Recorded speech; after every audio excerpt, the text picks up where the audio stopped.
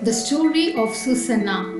In the Bible, we come across several women who, through their holy lives, were considered as a role model for all women.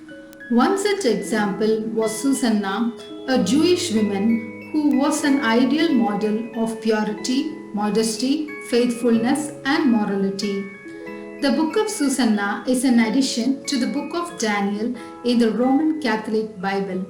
Here, I am presenting you the story of Susanna.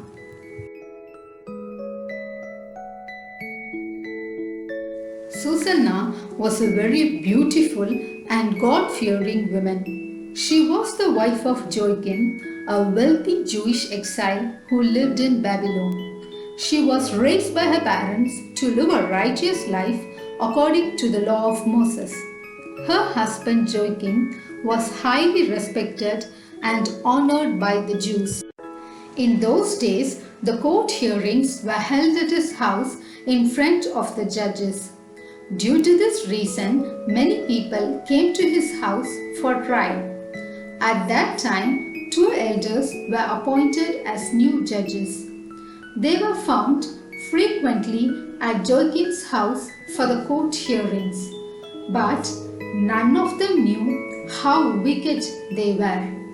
Instead of doing justice to the people, they condemned the innocent, set free the guilty, and seduced women through their power. Joachim had a fine garden next to his house.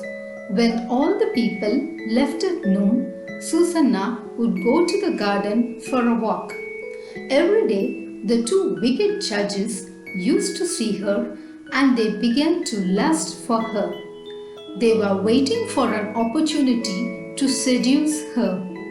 One day, as she went to have bath in the garden, the two elders followed her and hid in the garden.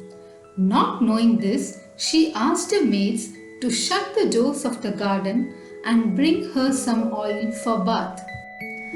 When the maids had gone out, the two elders ran towards Susanna. They expressed their burning desire for her and forced her to commit sin with them.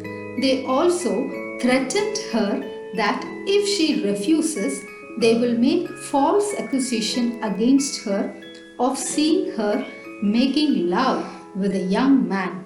So they gave her two options, either to commit sin with them, which will not be known to anyone, or accept the false accusation against her. Susanna felt completely trapped. She was aware that everyone would believe the story framed by these judges as they were highly respected by all.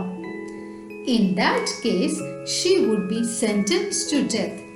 But to agree to their lustful desire is a sin in the sight of the Lord.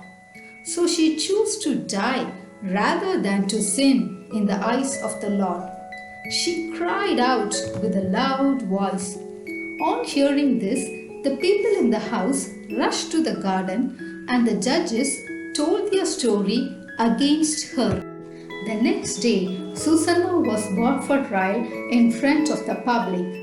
The judges testified against her of making love with a young man in the garden under a tree. They also said that the man escaped when they tried to catch him. Since the two elders were judges, the assembly believed their words and condemned her to death. Susanna looked towards heaven and she cried out to the Lord. The Lord heard her cry and immediately he stirred up the Holy Spirit in a young lad named Daniel who was present in the court. This Daniel occupied an important position in the king's palace and was highly respected by all. Daniel shouted with a loud voice, "I want no part in shedding this woman's blood." Hearing this, all the people were shocked and requested Daniel to solve the mystery in this case. He said that he would interrogate the two judges, each one separately, in the presence of the court members. When they were separated from each other, he asked the first judge, "Under what tree did you see them being intimate with each other?" He answered, "Under a small gum tree."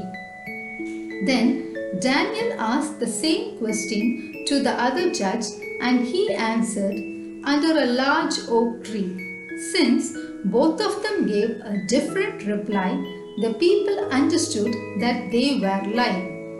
In this way, Daniel convicted the two elders through their own mouths for bearing false witness against Susanna. The people gathered there were enraged by the wicked act of the two judges on whom they had high respect. The judges were condemned to death according to the law of Moses. Thus, an innocent blood was spared that day. Susanna's parents and her husband praised God, for she was found innocent of a shameful deed.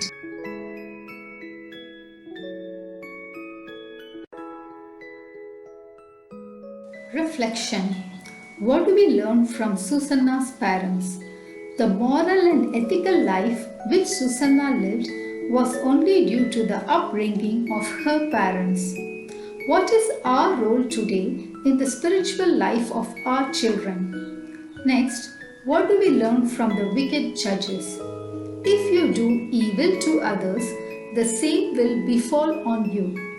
You should not use your past to do evil to others. Then, what do we learn from Susanna?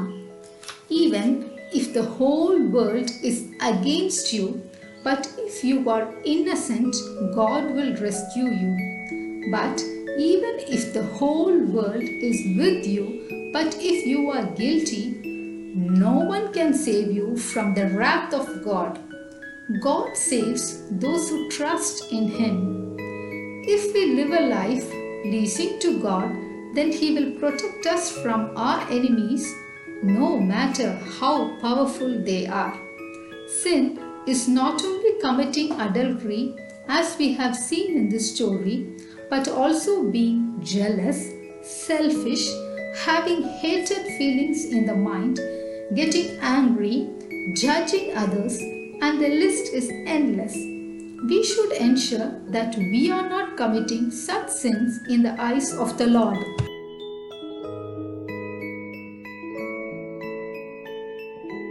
Thank you for watching this video. May God bless you.